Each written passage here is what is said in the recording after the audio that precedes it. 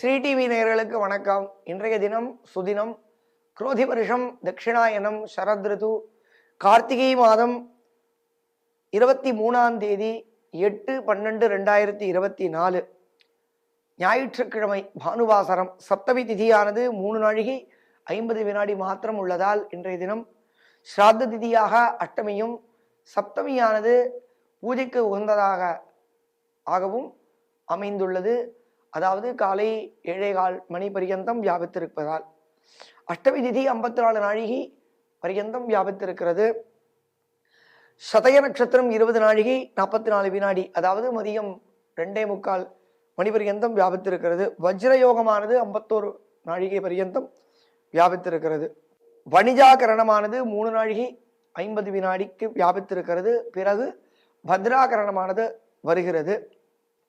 தியாஜ்யமானது 35 நாழிகைக்கு ஆரம்பிக்கிறது. அவமா என்ற புண்ணிய தினமானது இன்றைய தினம் அனுஷ்டிக்கப்படும்.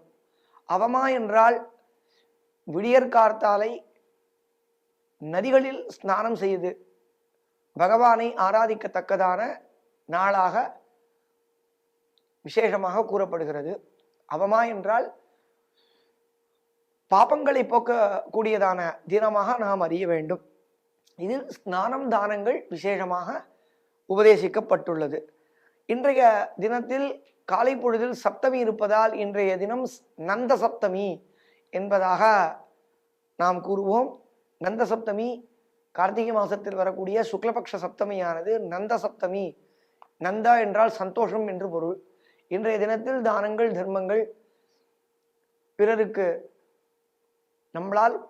நம்மால் முடிந்த உதவிகளை செய்தோமானால் நமக்கு காலம் காலத்திற்கு பகவானின் அனுகிரகமானது அமையப்பெறும் என்பது இன்றைய தினத்தின் சிறப்பாகும்.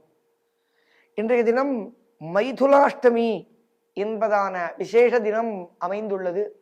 இதுவும் கார்த்திகை மாசத்தின் சுக்லபக்ஷத்தினுடைய அஷ்டமியானது மைதுலாஷ்டமி என்பதாக அமைந்துள்ளது. இதே மாதத்தில் கிருஷ்ணபக்ஷத்தினுடைய அஷ்டமி காலபைரவ அஷ்டமி என்று முன்பே பார்த்தோம். இன்றைய தினம் மைதுலாஷ்டமி என்பதாக நாம் அறிவோம். இன்றைய தினம் விசேஷமாக அமைந்துள்ளதால் இன்றைய தினத்தை அலப்யம் என்று பெரியோர் கூறுவர். அலப்யம் என்றால் கிடைக்கப் பெறாதது, லகுவாக கிடைக்காதது என்று பொருள்.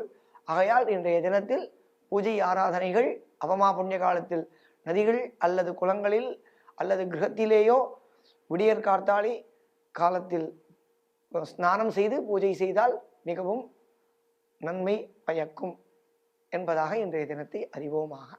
நாளை பார்ப்போம். வணக்கம்.